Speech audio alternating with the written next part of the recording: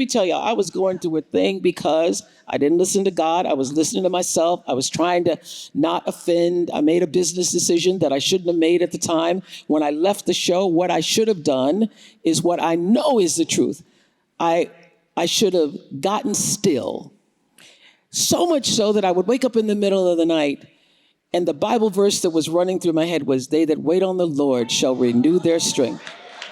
But I had all these contracts for, starting a new network. And I was like, oh, but they're there. But God, and I was trying to convince God that it was the right thing to do. And that's why a year later, every single headline was Oprah and the struggling old network. Because it was not a decision that came out of the Spirit, was not. And it was a mistake for me at the time because I didn't listen to the voice inside myself. I was like, well, everybody says you got to leverage this moment. You got to leverage this moment. And I have to tell you, I was as close to being depressed as one can be, and still moving through the world. And I came down to the Potter's house.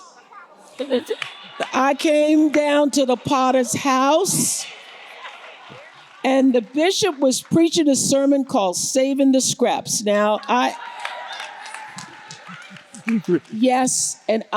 listen, we all, church people, we have heard the story of them loaves and fishes our whole lives. The bishop took those loaves and fishes and talked about what happens after the loaves and fishes.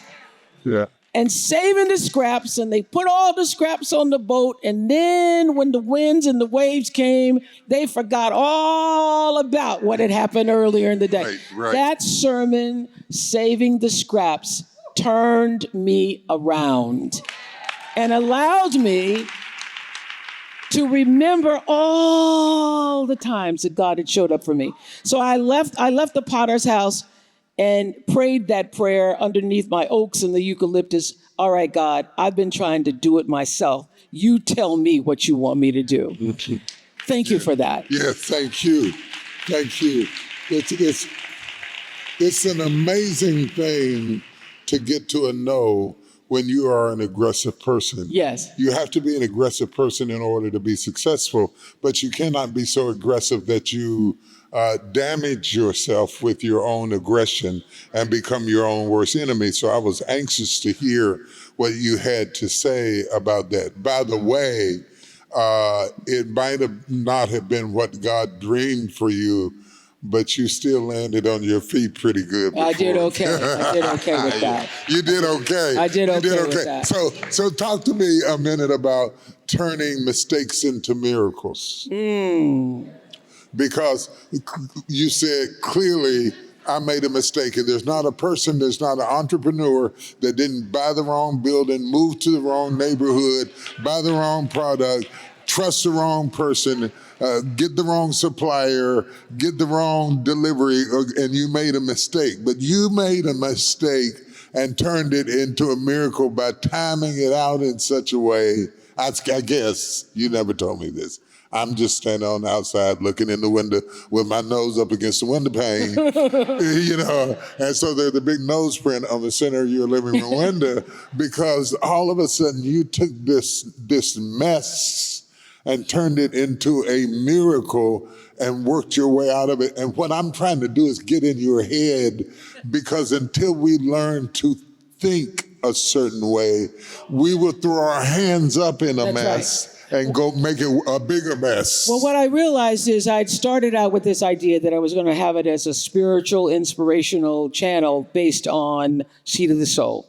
And that audience was not coming. So what I was able to do in making the shift is what a lot of people do in relationships and also businesses. You have this idea that you want, or you want this person to be, and you're trying to force that thing instead of looking at what do you really have? What is the audience that followed you to this channel?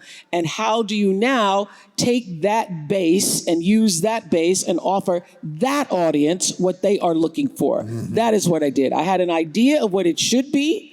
Then it showed me what it wanted to be and what it could be. And so I shifted and moved in the direction of what was possible instead of pushing against the resistance of what I thought should be possible. That is what changed. Chapter 4, Money.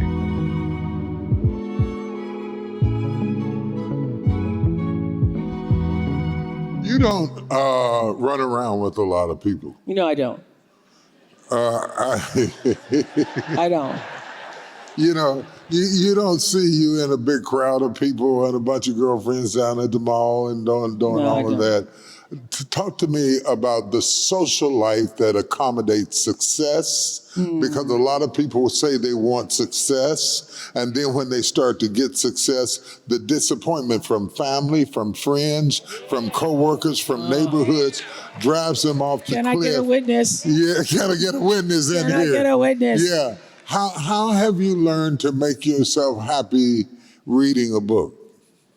Well, first of all, I grew up reading Bible stories. Remember they were selling those blue Bible stories, just look like encyclopedias. So I grew up with my grandmother alone. So being alone is a comforting thing to me. But I also learned that who you associate with, especially when you're on the rise and people are trying to use you and take advantage of you, and you can feel that. You can feel when that is happening. You can feel when that is happening. You can feel when that is happening. That the ability to distance yourself from that, I've actually done what I call the Negro exit fee. I